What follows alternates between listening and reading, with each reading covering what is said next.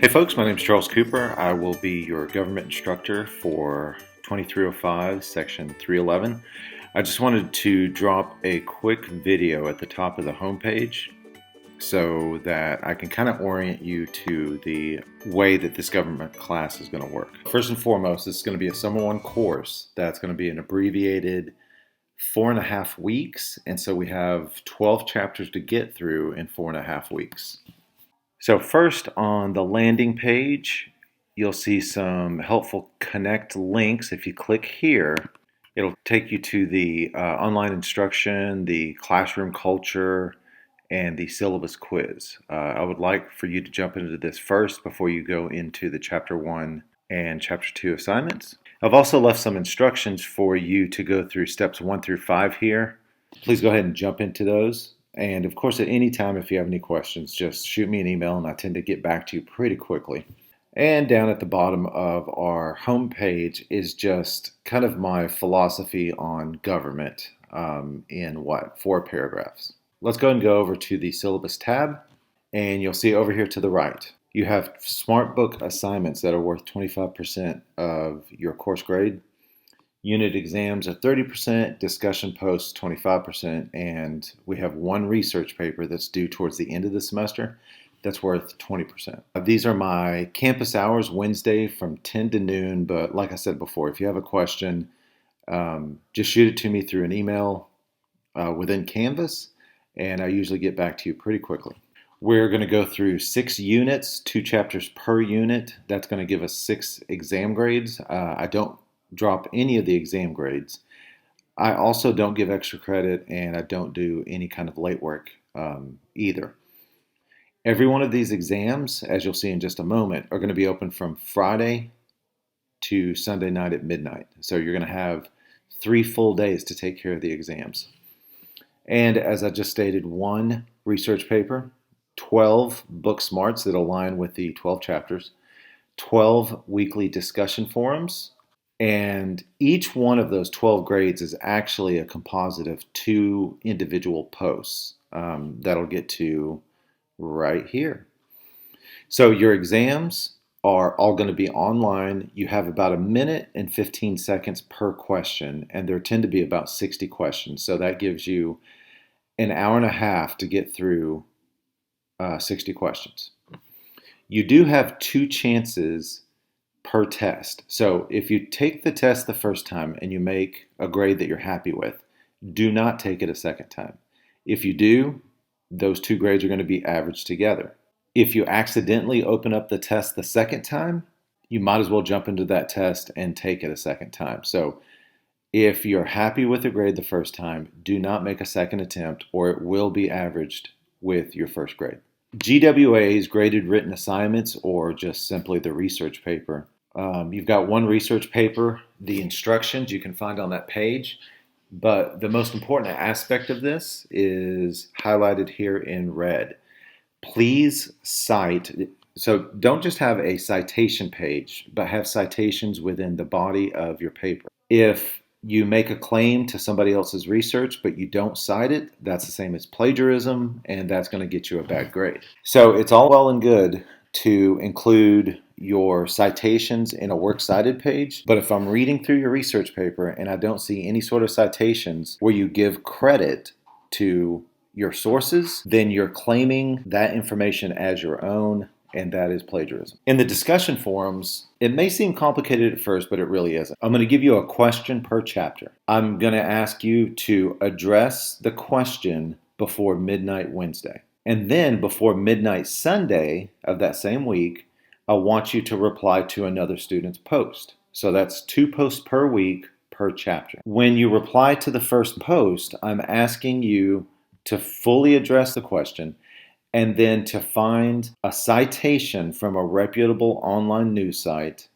that supports your statement. For example, the first question in Chapter 1 may be something like, did you agree or disagree with the Federalists? So your first answer is going to be, I agreed with the Federalist because yada, yada, yada, and then here's my citation at the bottom. That's due by midnight Wednesday. Due by midnight Sunday is when you reply to another student's post You don't need a citation in the second. You simply need to just agree or disagree with another student.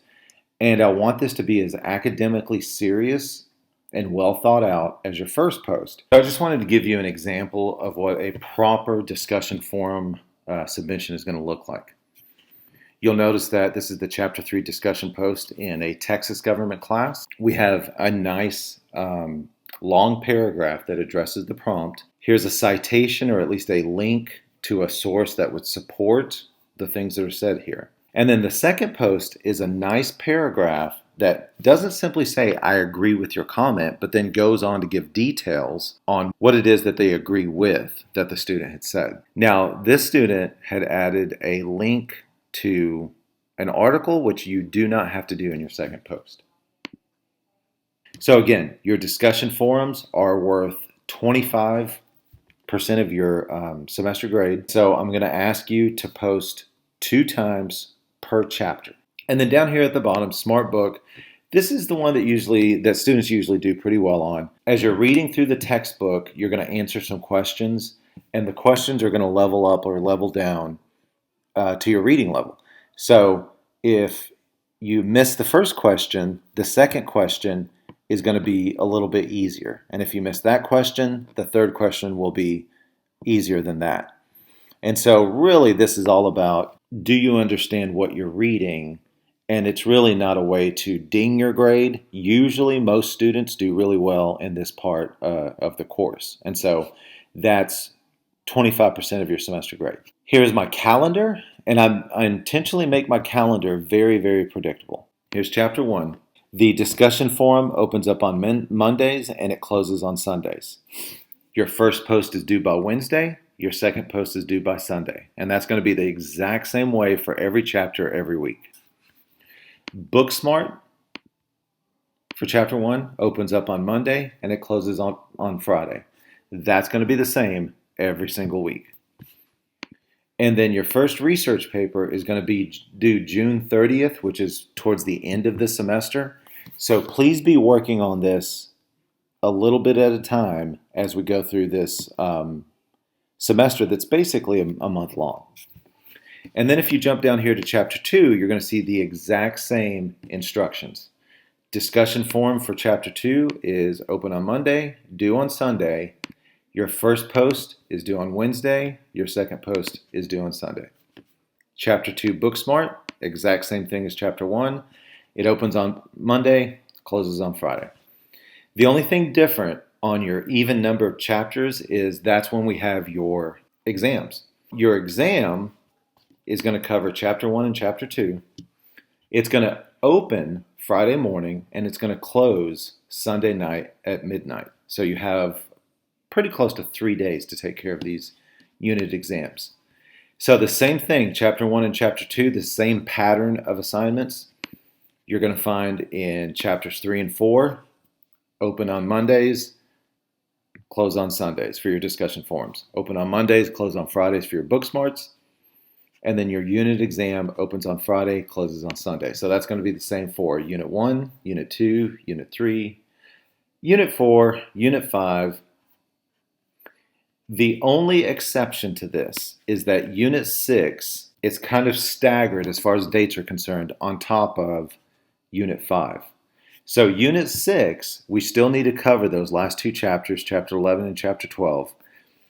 But I open up all of the assignments at the same time, which means your Unit 6 exam, which normally opens up on a Friday and closes on a Sunday, it's going to be open from the 9th to the 13th. So all of these assignments are going to be completely open and accessible to you from the 9th to the 13th. And if you finish everything on the 9th, then your semester is done on July 9th. Now, keep in mind that Unit 5 is from July 5th to July 11th. So there is a little bit of overlap between Unit 5 and Unit 6. But because I've opened up all of the resources and all of the assignments on July 9th for Unit 6, you can knock that out as quickly as you would like. Attendance policy is going to be based on accessing the online resources. So if you never log in, then you're going to be absent for that particular week. Usually that's not a problem because you have to log in to complete the assignments, and if you're not logging in, then you're going to be failing the course anyway.